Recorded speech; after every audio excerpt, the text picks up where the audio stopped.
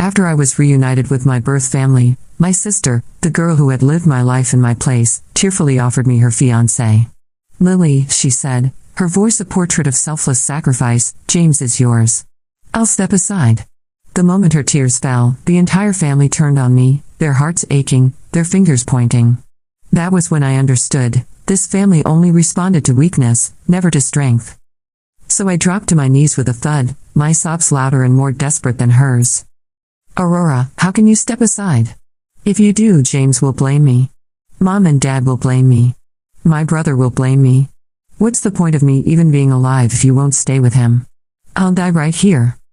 The entire family froze, shock written across their faces. Aurora, the fake heiress, was stunned into silence. She had always been terrible at crying. But me? I was the undisputed queen of tears, and within my first week back at the Sterling mansion, I had already seized the throne. I felt like an alien crash-landed in someone else's world. And Aurora Sterling, the girl who had stolen my life for 18 years, was the princess of that world. One day, a team of workers arrived carrying ladders and buckets of paint. They were going to repaint the entire villa in Aurora's favorite color, a soft buttery cream. My room, originally a tasteful off-white, was on their list. I stopped them.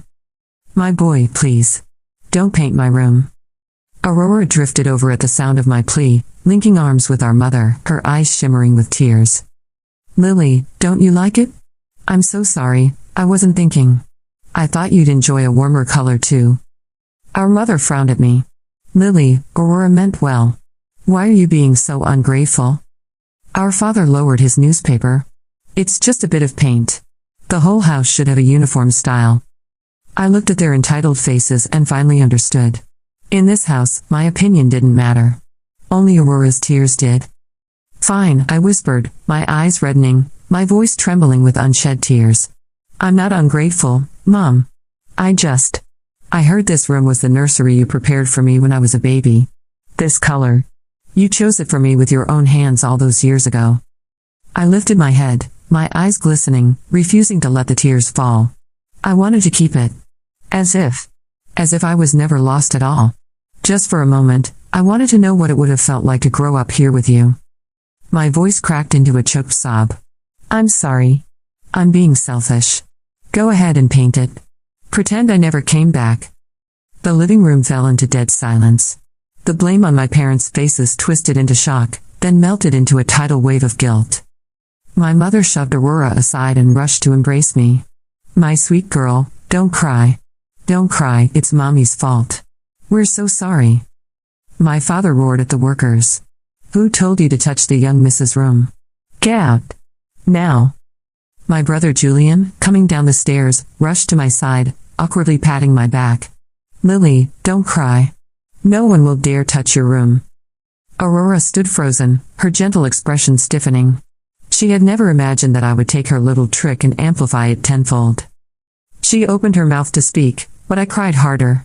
"Sister, please don't be mad at me. I didn't mean to make Mom and Dad angry. I just can't control myself." With one sentence, I cut off any accusation she might make. If she said another word, she would look like a bully, and I would be the fragile, long-lost daughter. The color drained from Aurora's face. It was a beautiful sight. After that day, no one dared mention repainting again. My room became the only exception in that buttercream castle.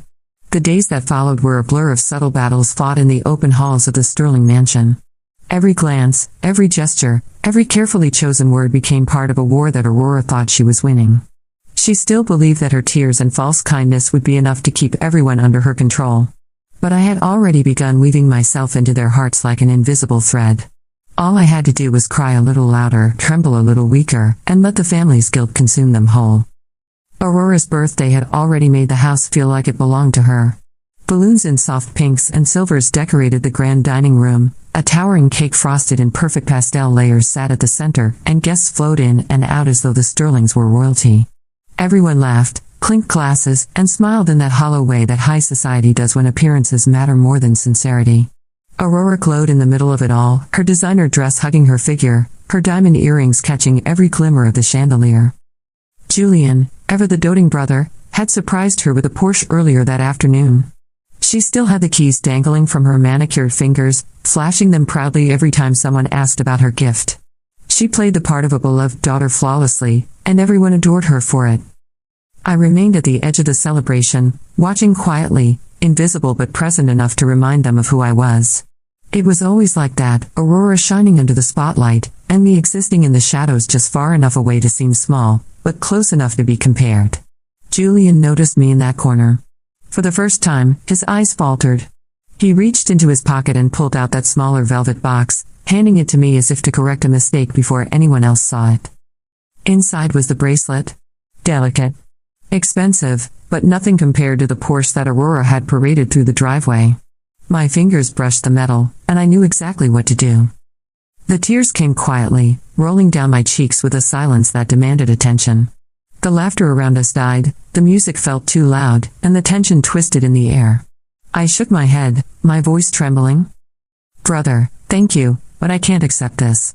A girl like me who grew up in the dirt, how could I ever be worthy of something so precious? My sister is a star in the sky. She deserves the Porsche, the designer labels, everything. And me. I should just be happy to eat enough and not trouble anyone. The silence cracked the atmosphere like glass shattering. My words sank into every guilty heart in that room. Julian's face turned pale, his voice stumbling to explain. My parents scolded him angrily, accusing him of treating us differently. Aurora's smile was still frozen on her face, her car keys cutting into her palm as she clenched them too tightly. That night Julian came to me, guilt-ridden, his eyes bloodshot. He pressed the black card into my hand, his voice shaking. There's $3 million on this. It's for you, Lily. Buy any car you want, anything better than Aurora's. I'll give you the best of everything from now on. I turned my face away from him, hugging my knees, my voice fragile. Brother, I don't want things. I just feel like I'll never matter as much as she does. It's fine. She was with you for 18 years. That bond is something I can never replace. Julian nearly broke. He shoved the card into my hands and fled, unable to face the image of his real sister broken and fragile. When the door closed, I wiped my tears away. Aurora thought she was clever, but she was a child playing against someone who had already learned the rules of survival. The real game began when James Nordling re-entered the story. James was Aurora's fiancé, the heir to a corporate empire worth billions, groomed from birth to rule. The engagement had been arranged long before I was found, meant to secure the Sterling family's influence. But my sudden return shifted the ground beneath everyone's feet. Every time Aurora proclaimed she would step aside, every time she performed her so-called generosity, my parents' hearts bled for her. They looked at me with eyes filled with suspicion, as though I were a thief stealing what was never mine to begin with. The first dinner with James was a performance from start to finish. He arrived in his tailored suit, calm, polished, perfectly polite. His gaze met mine briefly, then shifted to Aurora, and I felt like a ghost haunting my own family table. They laughed together about society galas, mutual friends, and things I had no part in. My chopsticks trembled in my hands, not because of nerves, but because I knew what would happen next. Aurora leaned over with her false sweetness, placing food into my bowl. Lily, you're too thin. Eat more. Her hand slipped, deliberately careless, and a piece of greasy pork landed on my shirt. The oil spread in an ugly stain across the faded cotton. My $10 countryside t-shirt became the center of attention, mocked not with words but with silence and stares. Aurora gasped dramatically. I'm so sorry, Lily. I didn't mean to. You're close. The laughter died. I looked down at the stain, then up again, smiling faintly. My voice cracked with restrained sorrow. It's all right, sister. It's just an old shirt. If it's dirty, I'll throw it away. These are the only clothes I have anyway. Not like you, you wear brands I can't even recognize. I shouldn't have embarrassed the family by wearing something like this at dinner.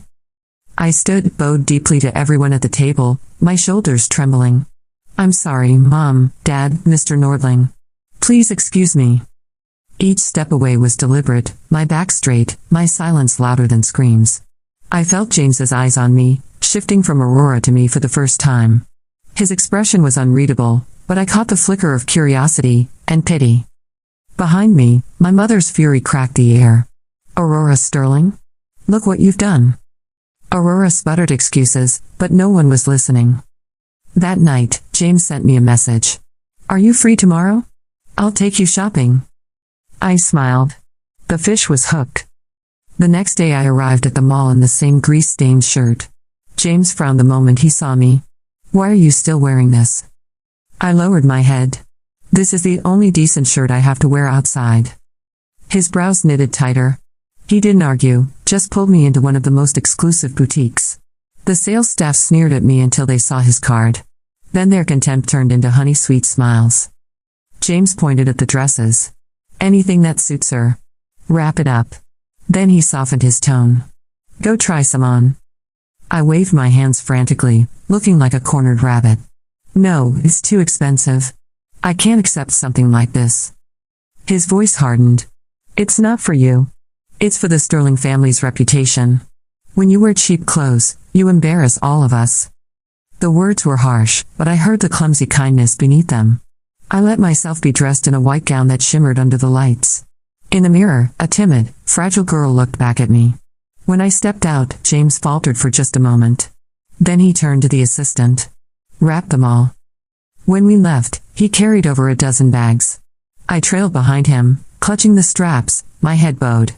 Mr. Nordling, thank you, but... Call me James, he interrupted. His eyes were deep, unreadable. Lily Sterling, you don't have to live so cautiously. You are the rightful heiress of the Sterling family. I sneered inside, but outwardly my tears welled again. But in their hearts, Aurora is the real one. I don't want to take anything that belongs to her. Including you, James. You and my sister look so good together. I wish you both happiness. I just hope I can get used to being alone. Then I ran from him, leaving James standing under the bright sunlight, his face clouded with a darkness I knew I had planted there. Aurora's game had just shifted. And she didn't even realize she was already losing. The morning after the shopping trip felt strangely quiet, as if the whole house were holding its breath and waiting to see which way the wind would turn. I woke to sunlight spilling across the floor, the soft color of my walls unchanged, and a tray of breakfast outside my door. The note beside the teapot was written in my mother's neat hand. Rest well. Tell me if you need anything. There was a second note in a messier script that smelled faintly of espresso. It was from Julian.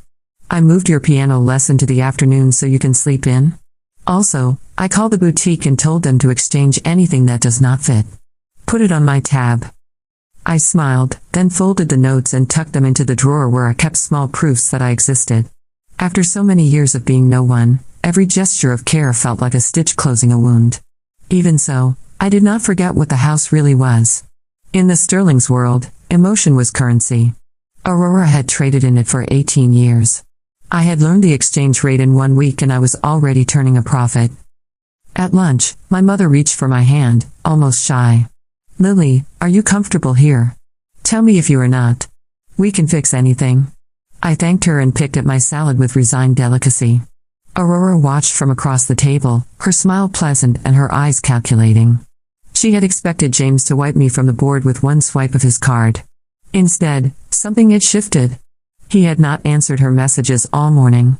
She had no idea what, exactly, was slipping from her grasp. Only that it was.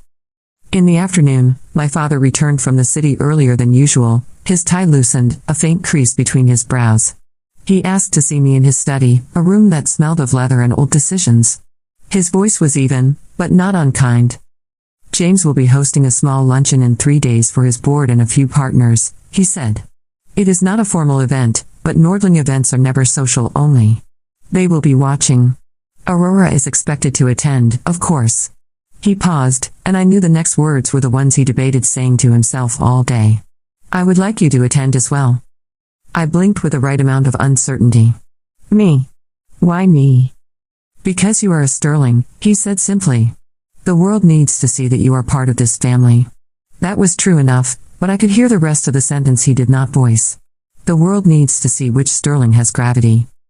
Aurora heard about the luncheon at dinner and clapped her hands, the sound bright and crisp. Wonderful. Lily can sit beside me. I will introduce her to everyone. I let my lashes lower. If it is a burden, I can stay home. I would only embarrass you. My mother squeezed my fingers. You will not embarrass anyone. And you will not sit beside Aurora. You will sit beside me. Aurora's smile tightened. But she was quick to collect herself. Of course, Mother. We should help Lily choose something appropriate. We did not shop together. In the morning, she went out with our mother to visit a private atelier she had used since her debutante days, and I let Julian drive me to a simple tailor who was more interested in fit than in labels. Aurora would arrive in a dress everyone recognized from a runway photograph. I would arrive in a dress no one recognized at all, but that whispered careful choices with every stitch. I was not competing with her. I was replacing the field she thought she owned. On the day of the luncheon, the sky was one of those clear blue stages that make every photograph better. The Nordling estate on the edge of the city had swept paths and manicured hedges that felt more like control than beauty. I caught sight of James near the terrace, his expression composed and focused as a waiter moved past with a tray. He glanced up. His gaze found me, paused for a heartbeat, then changed almost imperceptibly. His shoulders loosened. He lifted his glass in acknowledgement. Aurora saw it. Of course she did. She slipped through a knot of guests and took his arm with the ease of habit. James, she said, her voice warm enough for the microphones that were not there. You look exhausted. Have you been working too hard again? He did not pull away, but he did not lean into her either. He greeted me with polite welcome, nothing more. It was enough. Politeness from a man who had always been indulgent with Aurora was a chasm if you knew where to stand. I pretended not to notice the distance he left between them and turned to speak with a silver-haired woman in soft gray who wore an expression like a locked drawer. She introduced herself as a member of the Nordling board. There was iron under her silk. We spoke about nothing for several minutes. Weather. Art. The renovations at the museum. Then she tipped her head. Tell me, Miss Sterling. Do you have any interest in finance? In my world, this was not casual. I smiled with humility and a sliver of curiosity. I do not know enough to be interested yet. That is my honest answer. But I do like understanding how things move. Money. People. Lines of influence. How one decision in one room can change the air in every other room for a year. The woman in gray regarded me over the rim of her glass. Most people answer with a slogan. You answer with cause and effect. Where did you learn that? On farms, I said. When you rotate a crop, you are planning a year ahead. When you do not, you are planning for a famine. She laughed, a brief silver sound. I liked her immediately, which was useful because I suspected she chose winners. She drifted away with a thoughtful look, and a man with a heavy watch replaced her, then another and another. I spoke little. I asked questions. I gave people space to display their expertise, which is the sincerest flattery there is. When I did speak, I made sure it was with care. After an hour, even the servers had changed how they looked at me. Aurora tried to fold me under the shade of her goodwill. She introduced me to an heiress from an old family and a restless young tech founder and a politician who said nothing and implied everything. Each time, Aurora added a line about how I was still adjusting, how shy I was, how new all this must be for me. Each time, my answers found a way to remind her audience that I was quick to learn and slow to claim, and that people who are slow to claim are very hard to accuse. The luncheon ended with speeches that were not called speeches. James thanked the partners for their faith and his board for their steadiness through a volatile quarter. He kept it short, and when he finished, the woman in gray sought me with her eyes and gave the smallest nod, as if she had found a puzzle piece and liked where it fit. Aurora caught the exchange and smiled as if it belonged to her. It had always belonged to her. That certainty was the only thing I needed to break. The next morning, a photograph appeared on a small gossip page that trafficked in biting shadows. It showed me stepping out of James' car outside the mall, my hand full of bags, my head bowed. A cropped image made it look as if he had touched my wrist in a way that was not appropriate for a man engaged to my sister. The headline did the rest. The household staff began whispering in the laundry room. By lunch, the whispers had reached the dining room. My father was stiff. My mother was wounded. Aurora sat with her hands folded and an expression of pained grace. Lily, she said softly. You should be more careful. People do not know your heart. They can misunderstand. I know you would never hurt me on purpose. There was a line in the sand and Aurora had drawn it in sugar. If I crossed it now with anger, I would look guilty. If I backed away, I would look weak. So I did what I always did. I folded. I'm sorry, I said, and my voice broke as if the apology were tearing me open. It was my fault. I am not used to being watched. Mr. Nordling only helped me pick a dress so I would not shame the family again. That was all. Julian pushed back his chair. That is enough. I was the one who told James to take you. He looked at our parents. Because I had to be at a meeting with the contractor, and Mother was busy with the charity committee. Do not punish Lily for a photograph with a caption written by someone who has never met us. Aurora turned to him, calm on the surface, her eyes bright. We are not punishing anyone, Julian. We are protecting Lily. She does not understand how easily people can twist things. I bit my lip. Sister is right. I do not understand. All I know is that I keep making trouble for you. I will stay in my room for a while. I will not go out. My mother caught her breath as if I had slapped her. You will do no such thing. We can handle a rumor.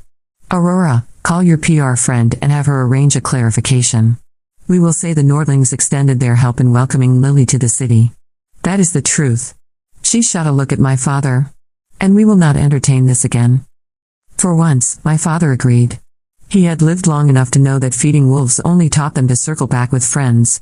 He ordered the staff to ignore any calls from tabloids and to turn away any wandering photographers at the gate. The rumor did not die, but it starved. Aurora did not like starving. 2 days later, she slipped into my room while I was in the bath and left a small jewelry box in the top drawer of my vanity, then sent a maid to fetch Mother to my room with a tremble in her voice. When my mother arrived, Aurora was already crying. I cannot find grandmother's bracelet, she said, shaking as if from fever. The one she gave me for my 18th birthday. I looked everywhere. And Lily said she had not seen it, but I cannot find it anywhere. Mother, do you think? The maid interrupted, wide-eyed. Madam, I just saw a box in Miss Lily's vanity. She blurted the words and pressed a hand over her mouth as if she had discovered a fire. They opened my drawer. The bracelet lay coiled like a snake that had eaten its own tail. My mother swayed. She loved her mother the way my grandmother had loved being obeyed. The bracelet was a relic, a chain of small square links set with stones that looked modest until you knew their pedigree. For a breath, the room was nothing but air and accusation. I stepped in barefoot, hair damp, robe tied at the waist. I froze. Then I covered my mouth as if I could hold the shock in with my fingers. I borrowed it this morning, I said in a whisper. I wanted to see if it would match the dress I planned to wear to the charity gala. I meant to ask permission later. I was afraid you would say no. My throat worked around words I made myself swallow. I am sorry. I will put it back now. Aurora took a step forward, her palms up. It is all right, Lily. You only borrowed it. But next time, ask me first. Mother turned to her slowly. Ask you. What an interesting choice of phrasing. Aurora blinked. It is mine, is it not? Grandmother gave it to me. Mother opened the box again, lifted the bracelet, and held it to the light. Then she tapped one of the links with her nail. Aurora, when did you decide to replace authentic stones with glass? Aurora's breath hitched. I did not. I would never. Mother did not smile. She looked tired in a way I had not seen before, as if she had been holding up a ceiling for months and suddenly realized the house would still stand if she let it rest on its columns. The appraisal receipt is in my desk, she said. I had the piece evaluated 3 weeks after your birthday for insurance. I remember the numbers. And I remember the maid who was dismissed from your floor 2 months later because her cousin runs a pawn shop and a certain pair of earrings with a similar history found their way into that shop. I said nothing because I hated to humiliate you. I will not say nothing now. Aurora stared at the bracelet as if it had betrayed her. Then she looked at me. I met her gaze calmly for once, no tears, no tremble. My silence spoke for me. If I had wanted to trap you, I would have screamed thief first. I did not. You did. Mother returned the bracelet to its box and placed it in my hands. Keep it in your vanity for now, Lily. I will decide what to do with it later. Aurora flinched as if she had been struck. I felt a pang of pity that tasted like victory. She had always believed that the house was hers because she cried louder. Now her tears were washing away the floor under her feet. In the evenings, lessons began. Not the ones Aurora had known, all posture and waltz and how to rest a champagne flute on a flight of stairs without spilling a drop. Mine were quieter. Julian hired a tutor who had taught children of diplomats how to see a headline coming before it was written. I learned where to stand on a group photograph if I wanted to be visible or invisible, what not to say to an interviewer even if they promised it would be off the record, and how to read the structure of a partnership contract without getting lost in the polite lies that lawyers like to call language. My father began taking me to his foundation meetings. He did not introduce me as an heiress. He introduced me as my father's daughter who asks too many questions. It disarmed people and taught me more than any textbook. My mother took me to the hospital wing her committee funded. She had always given with elegance.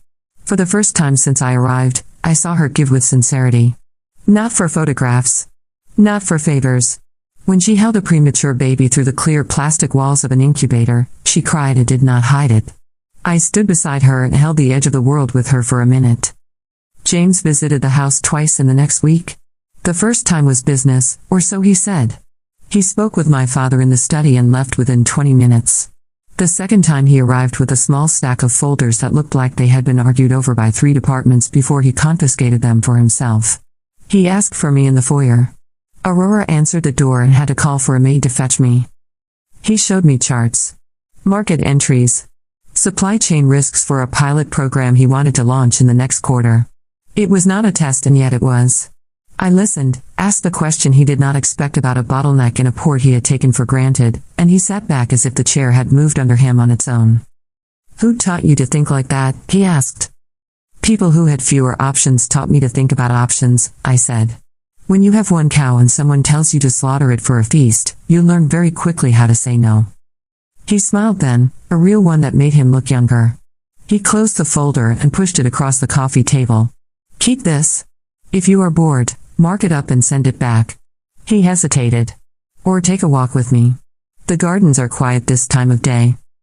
Aurora arrived with a tray of tea at that exact second, and when she saw the folder near my knee, she set the cups down with too much care, as if gentleness could be loud enough to drown the sound of a shift. I cannot stay, she said. I promised Mother I would stop by the charity office. Lily, you should rest. You have had a busy week. I looked at James, then back at Aurora. I will not be long. 10 minutes.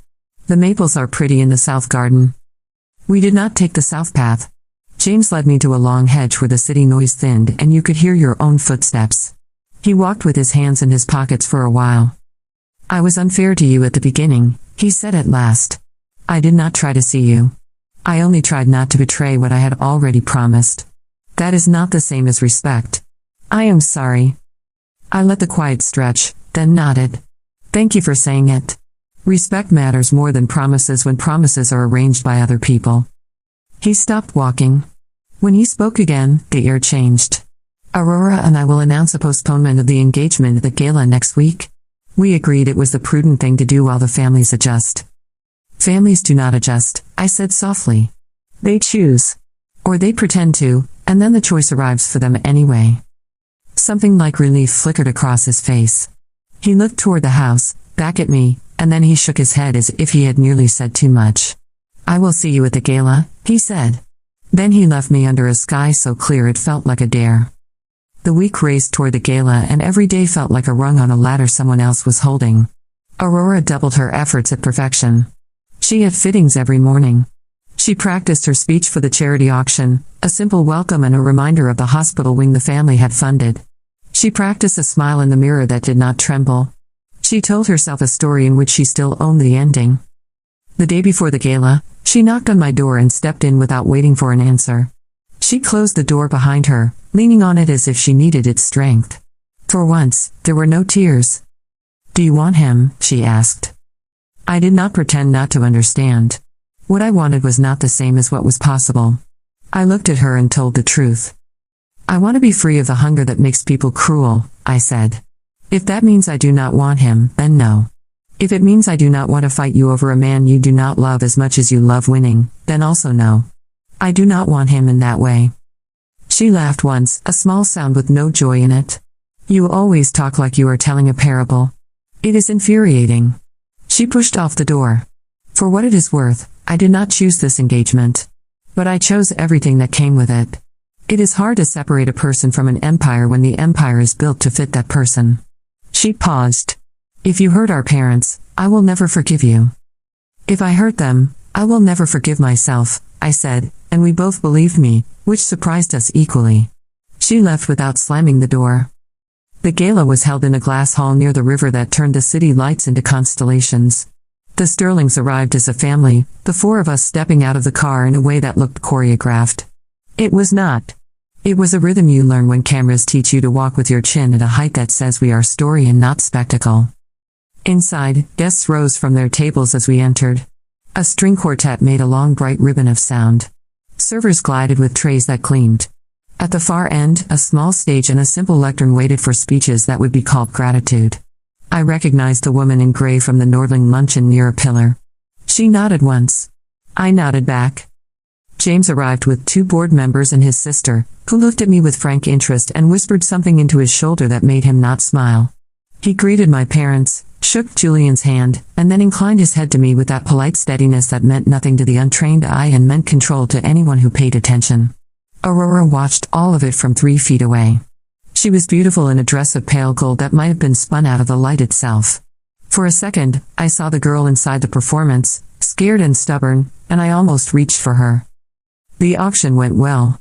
People gave because giving in public is a way to be seen without having to confess anything else. Then the lights shifted, and the master of ceremonies announced a brief message from the Nordling family. The board's attention turned as one. The room knew an announcement when it heard the drum roll inside a single sentence. Aurora stepped up beside James at the lectern, their silhouettes elegant and aligned. She took a breath. He set his notes aside and did not look at them again. "Thank you for your kindness and support," he said. "Our families are grateful to build together for the good of the city." After careful discussion, and with respect for the changes our families have experienced this year, Aurora and I will be postponing our engagement. We believe it is the best decision for everyone while we focus on our respective responsibilities. There it was. Clean. I expected Aurora to smile and nod and step back with grace. Instead, she swayed and caught herself on the edge of the lectern. The room murmured in polite concern. She straightened with a visible effort and tried to speak, but her voice came out thin. "We hope for your blessing," she said. She lifted her chin, and the lights showed us a crack and then another in the porcelain of her control. "Thank you for understanding." They left the stage together, but they were not together. When they reached the floor, James released her hand in a way that no one would call rude and no one would mistake for affection. Aurora stared at the space between their palms as if it were a verdict. Then she turned and found me across the room, and for the first time since I had come home, she looked like a girl who had lost something and did not know how to mourn it. I set my glass down and walked toward my mother, who was already preparing to be gracious to everyone at once. On the way, I passed the woman in gray.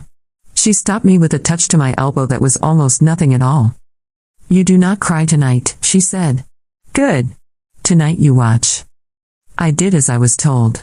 I watched how quickly people adjusted to a new arrangement of planets.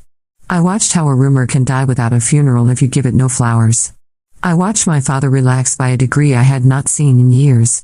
I watched my brother stand between 2 conversations and steer them like a man who had been promoted in private.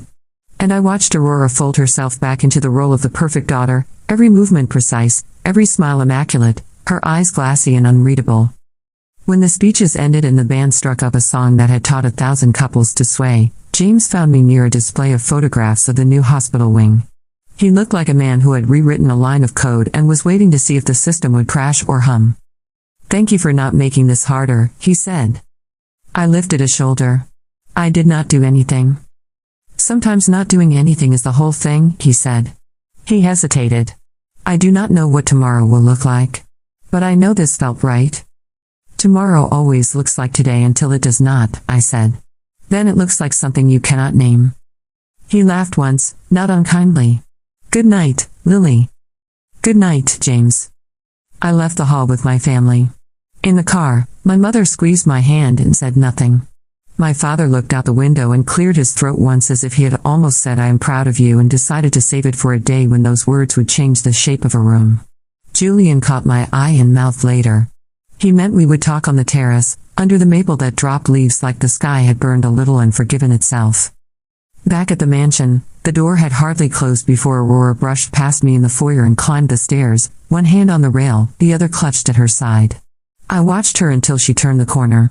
Then I stood in the quiet house that had nearly become a stage for the wrong play and I let my breath out slowly. I was not triumphant. I was not even relieved. I was simply present, and for a girl who had spent years as a ghost, Presence felt like a kind of victory that no one could steal. In the mirror at the foot of the stairs, I caught a glimpse of myself. The dress fit. The girl fit too. Not because the house had changed, but because I had learned which rooms needed my silence and which needed my voice. I turned away and climbed to my room, the one place in the house where the walls still held the color my mother had chosen for a baby that had gone missing and then come home. I opened the drawer where I kept my proofs and added a place card with my name from the table at the gala. It was only cardstock with ink. But it meant that in a room full of names, mine had been one of them. Tomorrow would be harder. Aurora would not retreat forever. The postponement was only a truce. The board would whisper. The tabloids would hunt. The family would test what they had learned tonight. James would have to decide whether caution or courage would be the language of his life. And I would have to decide what I wanted that was not defined by winning. I turned out the light and lay down in the dark. The house settled around me, old bones and old stories and rooms repainted in colors that matched the people who had lived there longest. Somewhere down the hall, I heard my mother moving softly, the way mothers move when they walk past doors and count the breaths of their children. I closed my eyes and let sleep find me. In the morning, there would be flowers on the breakfast table, and a polite statement on 2 websites, and 3 photographers turned away at the gate.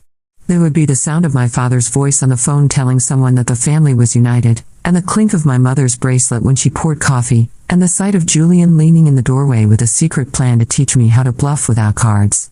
There would be Aurora on the terrace pretending the air did not hurt her lungs. There would be James somewhere in the city making a call he could not delegate. And for the first time since I arrived, there would also be the quiet certainty that whatever happened next would not happen without me. The gala changed the air inside the Sterling mansion. It was not loud, but it was lasting. For the first time since my return, people no longer treated me as a shadow attached to Aurora's glow. Instead, they glanced at me with careful respect, the kind reserved for someone who might matter tomorrow even if they did not matter yesterday. Aurora hated it. I could see it in the way her hands shook when she brushed her hair, and the way her laughter cracked just before it finished. She had always lived by applause. Now the applause was faint, and for the first time she could hear the silence in between. I woke the next morning to a new kind of attention. My mother asked my opinion about the upcoming charity gala, not Aurora's. My father invited me into his study when he was reviewing foundation projects.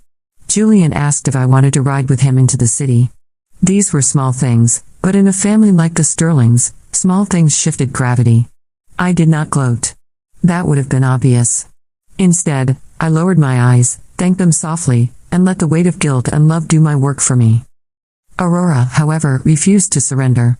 She tried again with subtle sabotage, testing every corner of my patience. One afternoon, while guests visited the estate, she accidentally spilled red wine over the skirt of my pale dress. Her apology was rehearsed, her tears polished, but before I could even speak, Julian had already pulled me away and snapped at the maid to fetch another gown. The guests noticed. My mother noticed. Aurora's tears fell into the void and did not land anywhere useful. She was losing the power she had always relied on, and she knew it. That evening, I found her sitting alone in the garden, her gold hair catching the lamplight. For a moment, she looked less like my rival and more like a girl who had been forced to play a role too long. She glanced at me, eyes tired, and whispered, "Why couldn't you stay lost? Everything was perfect until you came back." I knelt beside her and answered with a quiet honesty that tasted both cruel and kind. "It wasn't perfect, Aurora. It was borrowed. And borrowed things are always returned." She turned her face away, silent, but her shoulders trembled. James grew more distant from her after the gala. Their postponed engagement turned into silence between them. Aurora tried to reach him with flowers, calls, visits, but James had begun to see through the layers of performance she had built around herself. When he did speak to her, it was polite and restrained, the kind of voice a man uses when he has already left a room even though his body remains in it. He was still cautious with me, but his caution had begun to take on a new shape, like curiosity that feared becoming desire. One evening, he visited again, carrying a folder under his arm, his expression serious. My father was away at a meeting, my mother at the hospital wing, Julian buried in renovations. The house was strangely quiet. James asked for me in the garden. Aurora followed us with her eyes from an upstairs window, though she probably thought I didn't notice. He laid the folder on the stone table. "These are proposals for a merger," he explained. "If it happens, it will decide the next decade for my company. I want you to read them." His eyes met mine. Not Aurora. You. I lowered my gaze. Why me? Because you see differently, he said. You don't speak to impress. You ask questions that matter. I don't need flattery, Lily. I need truth. I opened the folder, my fingers brushing the crisp pages, and scanned the charts. My heart pounded, not from fear but from the awareness of what this moment meant. Aurora had been raised for this, trained in etiquette, schooled in appearances, but James had brought the future of his empire not to her, but to me. When I lifted my head, I let my eyes shimmer just enough. I'll try. But I don't want to take what belongs to my sister. He leaned forward, his voice low. What belongs to your sister is not the same as what belongs to you. Don't confuse the two. His words echoed in my chest long after he left. I sat in the garden until the lamps went out, staring at the stars, knowing Aurora's world was cracking and nothing could stop it now. The storm broke a week later. It was supposed to be a quiet family dinner. My father at the head of the table, my mother beside him, Aurora glowing faintly but fragile, Julian joking lightly to ease the weight. But then James arrived, uninvited, his expression unreadable. He greeted my parents politely, then turned to Aurora. We need to speak. She stiffened, her fork frozen in midair. Of course, James. After dinner. No, he interrupted. Now. The room tensed. My father frowned, my mother set down her knife. Aurora rose, her face pale, and followed him into the drawing room. None of us intended to eavesdrop, but their voices rose, sharp, unable to be contained by walls. You knew, James said, his voice like iron. You knew the documents you gave my assistant were altered. Aurora gasped. I didn't. Stop lying, he cut in. The board traced it. The leak came from your email. You tried to sabotage the merger, Aurora. Do you realize what you've done? Her cry carried through the hall. I did it for us. For our engagement, for our families. If you merged, you'd be too powerful, and Lily would take everything. I was protecting what's mine. Silence followed, heavy and condemning. Then James's voice came, final. You've already lost what's yours. Aurora fled the room, her eyes red, her face streaked with tears. She stumbled past me in the hall, her hand brushing mine for a desperate second. Her whisper cracked like glass. You've ruined me. Then she vanished up the stairs. James stepped out moments later, composed but grim. His eyes met mine, and for a second, something passed between us, recognition, inevitability, a weight we both carried but did not yet name. My father rose, his face stern, and told James they would speak tomorrow. My mother looked at me with sorrow and pity, as if she knew that Aurora's collapse meant my rise, and that neither outcome was without cost. Aurora left the mansion 2 days later. No one said it aloud, but she had been exiled in all but name. She moved into a smaller apartment the family owned downtown. My mother visited her, left meals at her door, begged her to forgive. My father gave her an allowance, discreet but firm. Julian wrote her letters she never answered. I stood by the window the day the car drove away with her bags, watching as the sister who had lived my life for 18 years vanished into the city night. A part of me wanted to run after her, to tell her we could find a way to share, but the larger part of me knew that some battles leave no room for truce. Aurora had lost not because I destroyed her, but because she destroyed herself when she believed tears were enough to rule forever. The house felt lighter without her, but it also felt emptier. I inherited her room at the table, her place beside my mother at charity events, her role in my father's introductions. I became the daughter who mattered. Yet I never forgot the way Aurora had once looked at me in the garden, whispering, "Why couldn't you stay lost?" That question would haunt me for years, even as the world accepted me as the true Sterling. James visited often after that, sometimes with business, sometimes without. Our conversations grew longer, our silences more comfortable. He never rushed, never pressed, but I could see the shift in his eyes when he looked at me. It was no longer pity or curiosity. It was something steadier, something real. When he finally asked if I would walk with him through the gardens again, I did not hesitate. And when he told me, with quiet conviction, "You are not your sister's shadow. You never were," I believed him. Months passed. The Nordling merger went through, stronger than expected, and James's empire expanded. The Sterling Foundation gained influence through my parents' renewed reputation, and Julian proved himself a steady hand in the family's business affairs. As for me, I found myself at the center of a life I had never chosen but had learned to survive in. My tears had opened the door, but my strength kept me inside. On a spring evening, as the magnolias bloomed along the terrace, James stood beside me and asked, not with spectacle but with sincerity, "Lily Sterling, will you let me walk beside you, not because of families, not because of duty, but because I choose you?" For the first time, I did not cry. I smiled. Yes. And as the sun set over the Sterling estate, painting the walls in golden light, I knew the world I had crash-landed into was finally mine, not because I had stolen it, not because I had begged for it, but because I had learned to live in it with my head unbowed. Aurora's absence remained a shadow, but it was no longer a shame. I hoped, somewhere in the city, she would find a life not built on tears but on truth. As for me, I had already begun mine. The story of the lost daughter had ended. The story of Lily Sterling had only just begun.